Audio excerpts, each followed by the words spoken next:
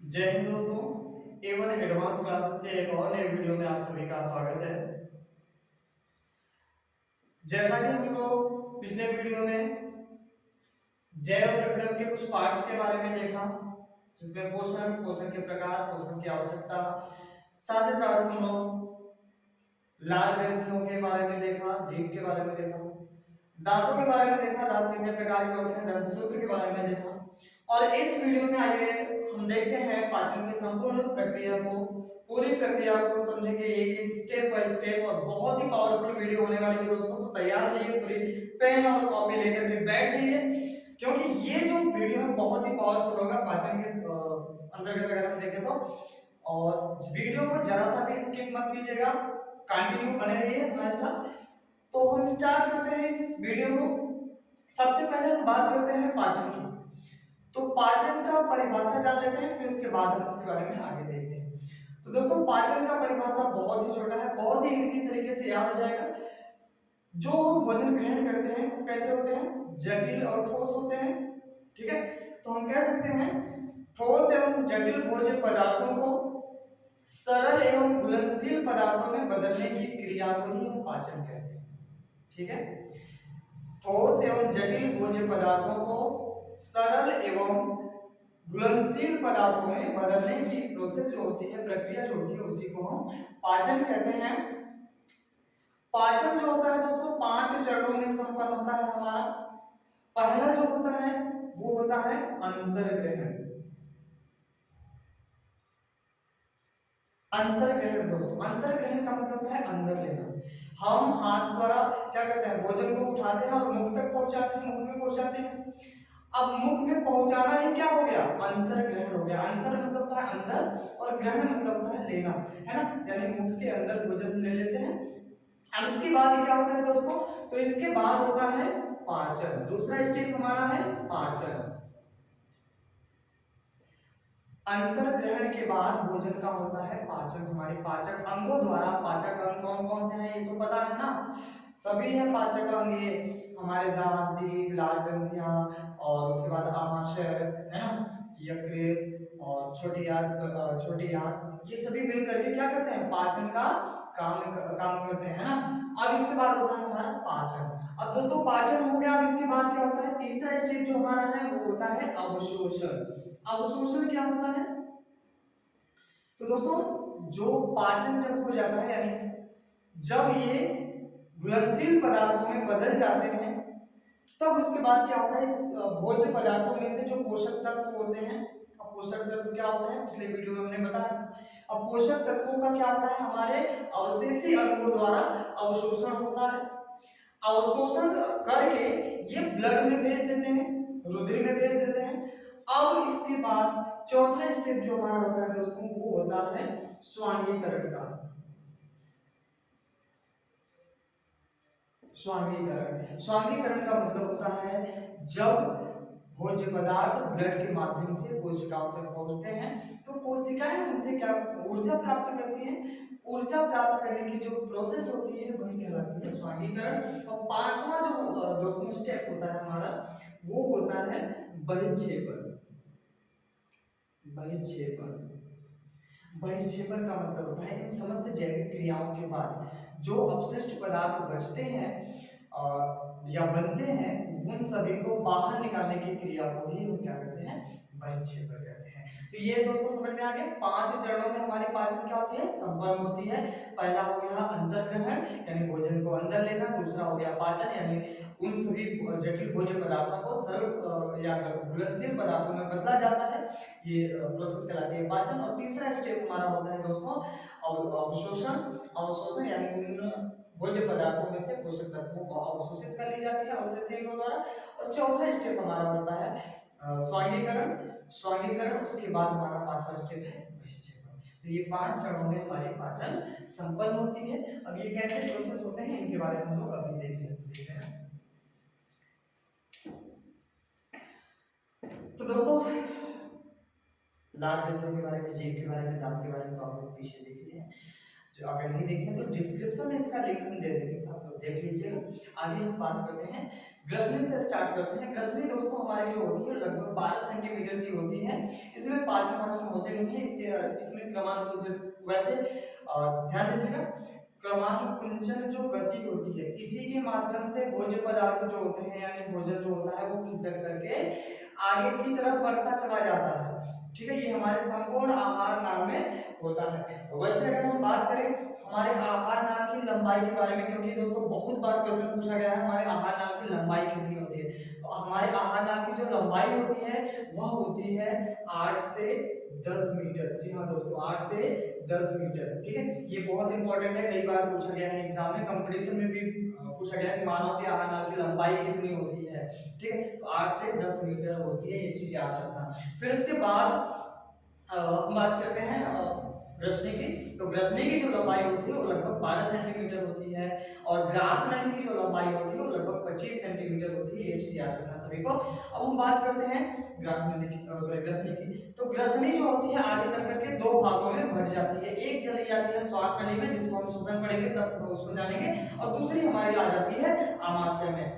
ठीक है, अब जहां से ये डिवाइड होती है, कहां से डिवाइड होती है, हमारे कंठ से। ये जो कंठ निकली हुई है ना, जो बोलते समय जो उभरता हुआ है इसी को हम कंठ बोलते हैं, इसी को वॉइस बॉक्स यहीं पे होता है, यानी ध्वनि यंत्र, हमारी जो ध्वनि निकलती है वो यहीं से निकलती है।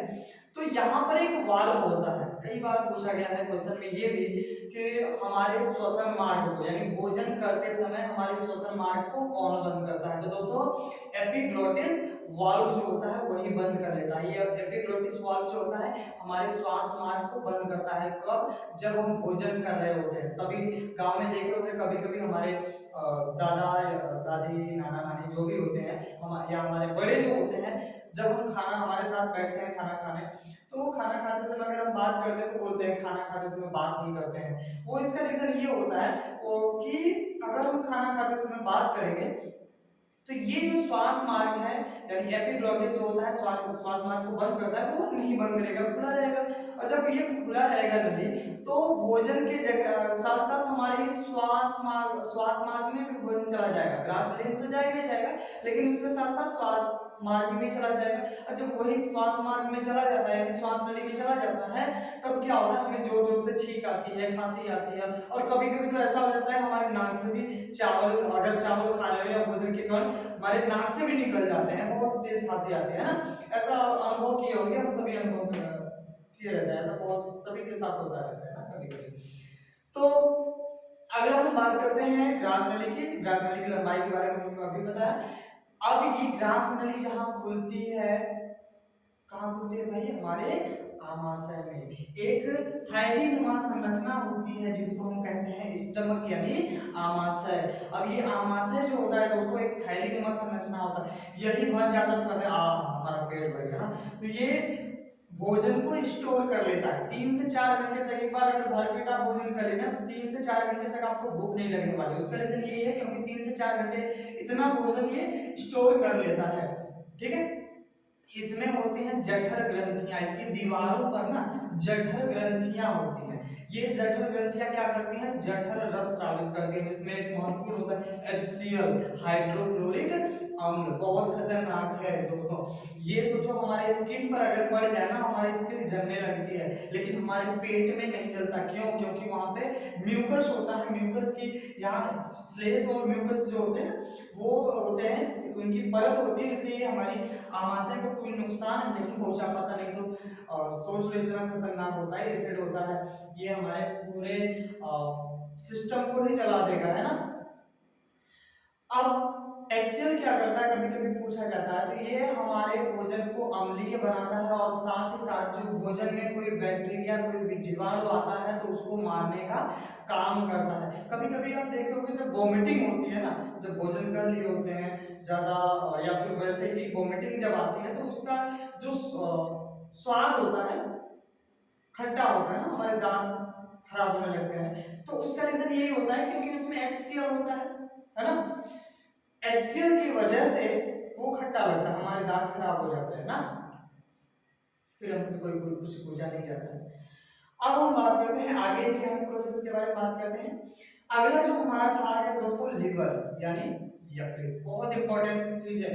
जरा सा भी आप भोजन में इधर उधर किए ना, तुरंत ये गुस्सा आ जाता है, तुरंत ये खराब हो जाता है। डॉक्टर के पास जाते हो, डॉक्टर आपको तुरंत डरा देते हैं, आपके लिवर में इन्फेक्शन है, आपका लिवर में सूजन आ गया है ना, डर जाते हैं भाई लीवर में तो सूजन आ गया, अब क्या करें, है ना, कुछ नहीं करना है, खाना थोड़ा हल्का कर दो बस, और क्या है ना।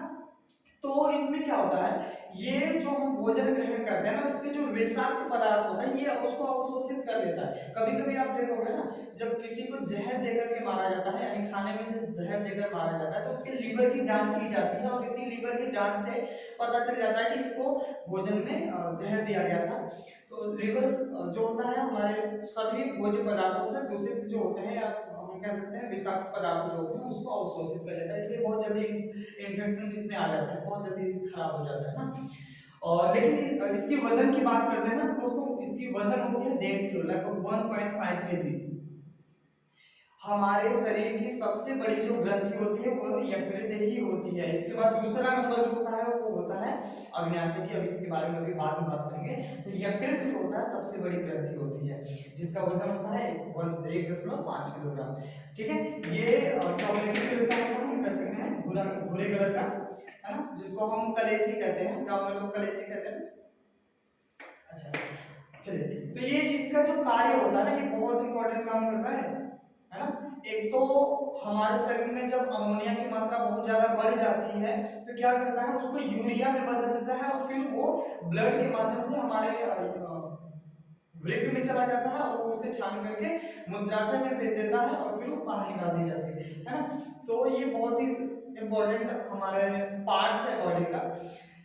और ये क्या करता है, हिपैरिन नामक प्रोटीन का भी निर्माण करता है, जो हमारे नलिकाओं में जो ब्लड हमेशा सर्कुलेट होता रहता है, एक स्थान से दूसरे स्थान तक परिसंचरित होता रहता है, और जमता नहीं, उसका मेन कारण यही है हिपैरिन। अगर हमारे ब्लड में हिपैरिन ना पाया जाए ना, तो ब्लड जो होता है वही जम जाएगा, नलिकाओं में ही जम जाएगा, और हमारी मृत्यु हो सकती है। ठीक है, उसके बाद हम बात करते हैं अग्न्याशय की बात कर लेते हैं। अग्न्याशय, उसके अग्न्याशय की अगर हम बात करें, तो अग्न्याशय जो होती है यह हमारे शरीर की दूसरी सबसे बड़ी ग्रंथि होती है, जो अंतःस्रावी और बहिःस्रावी दोनों का कार्य करती है, इसलिए इसको हम कहते हैं मिश्रित ग्रंथि। क्या कहते हैं दोस्तों, मिश्रित ग्रंथि, क्योंकि यह अंतःस्रावी और बाह्यस्रावी दोनों की तरह कार्य करता है ना। ये अपने तरल पदार्थ जो होते हैं ब्लड में भी छोड़ता है, और खाली गुहाओं में भी छोड़ता है, इसलिए इसको मिश्रित ग्रंथि कहते हैं। जी हाँ दोस्तों, ठीक है। अब इसके कार्य की बारे में अगर हम बात करें, तो इसकी जो कार्य होती है, ये एक तो यह अग्न्याशयी रस का स्राव करती है, अग्न्याशयी रस की स्राव करती है, जिसमें ट्रिप्सिन, एमाइलेज और लाइपेज का स्राव होता है, और उसके बाद ये हमारे शरीर में इंसुलिन का स्राव करती है। इंसुलिन का नाम सुनेंगे बहुत ज्यादा, है ना, क्योंकि इंसुलिन की कमी से क्वेश्चन बहुत बार पूछा जाता है कि इंसुलिन की कमी से कौन सा रोग होता है। तो दोस्तों इंसुलिन की जब कमी होती है तो मधुमेह रोग होता है, याद कर लेना, मधुमेह रोग, ठीक है, जिसको हम शुगर या डायबिटीज कहते हैं।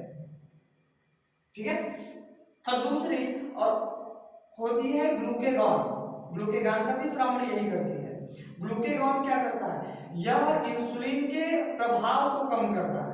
ठीक है, देखिए एक चीज यहां से और क्वेश्चन आता है, ग्लाइकोजन, है ना, ग्लाइकोलाइसिस, ये जो इंसुलिन होता है इसकी उपस्थिति में हमारे शरीर में जब ग्लूकोज की मात्रा बढ़ जाती है, जब ब्लड में ग्लूकोज की मात्रा बढ़ जाती है, तो इंसुलिन की उपस्थिति में ये क्या होते हैं, ग्लूकोज जो होते हैं ये ग्लूकोज ग्लाइकोजन में बदल जाते हैं, ग्लाइकोजन। ठीक है, और कभी कभी पूछता है ग्लूकोज को ग्लाइकोजन में बदलने की क्रिया को हम क्या कहते हैं, तो ग्लाइकोलाइसिस बोलते हैं।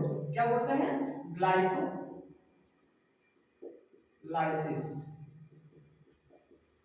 ठीक है, अब जब ग्लूकोज की वापस कमी आती है हमारे ब्लड में, तब क्या होता है, यही जो ग्लाइकोजन होता है वापस ग्लाइकोजन वापस से ग्लूकोज में बदल जाता है। जिस क्रिया को हम कहते हैं ग्लाइकोजिनोलाइसिस।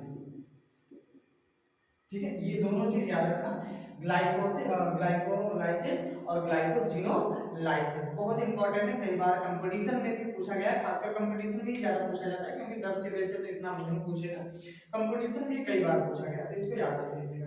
ठीक है, आगे हम बात करते हैं पित्ताशय की। पित्ताशय जो होता है यानी पित्त रस का स्राव, यहाँ पर भी एक क्वेश्चन बहुत ज्यादा पूछा जाता है कि पित्त रस का स्राव कहाँ होता है। तो दोस्तों पित्त रस का जो स्राव होता है वो हमारे यकृत में होता है, और वो संरक्षण कहाँ पे होता है, इकट्ठा कहाँ पे होता है, जमा कहाँ पे होता है, तो हमारे पित्ताशय में जमा होता है। ठीक है, आगे हम बात करते हैं दोस्तों छोटी आंत की। ठीक है, तो छोटी आंत जो होती है, छोटी आंत की लंबाई की अगर हम बात करें तो देख रहे हैं अब देखें, तो छोटी आंत की लंबाई की अगर हम बात करें तो ये लगभग 6 से 7 मीटर तक की होती है। इसका नाम भी बस छोटा है, छोटा है नहीं, ये बड़ी आंत से काफी ज्यादा पावरफुल है, काम भी उससे ज्यादा करती है और साइज में भी काफी बड़ी है ना। इसके 3 भाग होते हैं। जो पहला होता है यहाँ पर, है ना, पित्ताशय के पास, तो इसको हम कहते हैं ग्रहणी। दूसरा मध्यांत, और तीसरा होता है शोषांत जो बड़ी आंत से मिली होती है। तो इन दोनों के बारे में, इन सब के बारे में हम देखते हैं। तो देखिए इसमें जो छोटी आंत होती है उसकी लास्ट भाग जो होती है जिसको हम शेषांत या शोषांत कहते हैं। अब ये शोषांत में क्या होता है, छोटे छोटे अंगुली जैसे रसांकुर पाए जाते हैं, और यही रसांकुर दोस्तों हमारे पाचन सतह को बहुत अधिक बढ़ा देते हैं। कभी कभी क्वेश्चन पूछा जाता है हमारे छोटी आंत का वह कौन सा भाग है जो पाचन सतह को बढ़ाता है। तो हमारे पाचन सतह को बढ़ाने वाला जो भाग होता है शोषांत होता है, उसमें जो पाए जाने वाले रसांकुर होते हैं वही हमारे पाचन सतह को बढ़ाते हैं। ठीक है, उन्हीं के माध्यम से हमारी जो पाचन होती है बहुत तीव्र गति से होती है। और अगर क्वेश्चन आपसे पूछा जाए कि हमारे शरीर में सबसे अधिक पाचन कहाँ होता है, तो सबसे अधिक पाचन जो होता है छोटी आंत में ही होती है, और यहीं पे पाचन समाप्त भी हो जाती है क्योंकि इसके बाद पाचन नहीं होता है। पाचन सबसे अधिक हमारे छोटी आंत में होती है। ठीक है, छोटी आंत में रसांकुर होते हैं और वही रसांकुर पाचन सतह को बढ़ा देते हैं और फिर उसके बाद अवशोषित कर लेते हैं। यानी ये क्या करते हैं, हमारे भोज्य पदार्थों में जितने भी पोषक तत्व होते हैं उसको अवशोषित कर लेते हैं। अवशोषित करके क्या करते हैं, इसमें ब्लड नलिकाएं होती हैं, देखते हैं इसकी फिगर अगर हो तो एक मिनट।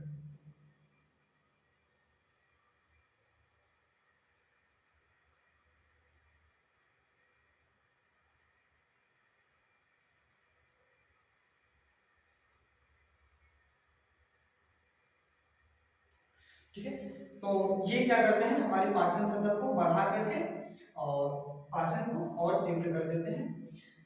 अब इसके बाद हम बात करते हैं बड़ी आंत की। ठीक है, क्यों जैसा कि पहले ही बताया कि बड़ी आंत में पाचन नहीं होती है।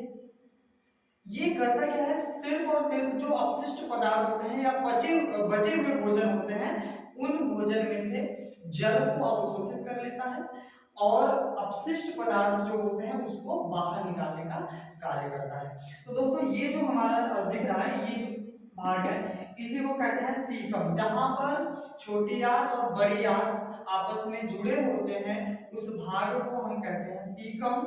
सीकम जो होती है एक थैलीनुमा संरचना होती है जिसके नीचे एक नली टाइप का निकला हुआ दिखाई दे रहा होगा आप लोगों को, जिसको हम कहते हैं दोस्तों अपेंडिक्स। ये जो अपेंडिक्स होता है एक बीमारी होती है, हालांकि ये अपेंडिक्स होता है, ये बीमारी देखिए यहाँ पे ये जो निकला हुआ है ना इसको हम अपेंडिक्स कहते हैं, और इसको हिंदी में कहते हैं कृमि रूप परिशेषिका। ये जब इसमें एक तो नली होती है, ये पूरी नली होती है और एक साइड से बंद होता है एक साइड से खुली होती है, और इधर बंद है इधर खुली है ना। जब कभी उसमें भोजन चला जाता है तो दूसरे साइड से निकल नहीं पाएगा, और जब निकल नहीं पाएगा तो क्या होता है, इसमें सड़न उत्पन्न हो जाता है। अब इसमें सड़न जब उत्पन्न होगा ये मांसपेशियों को भी, मांसपेशियां जो होती है सड़ाने लगती है ना, मांसपेशियां सड़ने लगती है तो इसमें सूजन आ जाता है, और जब इसमें सूजन आ जाता है तो पूरी हमारी नसों में खिंचाव आ जाती है।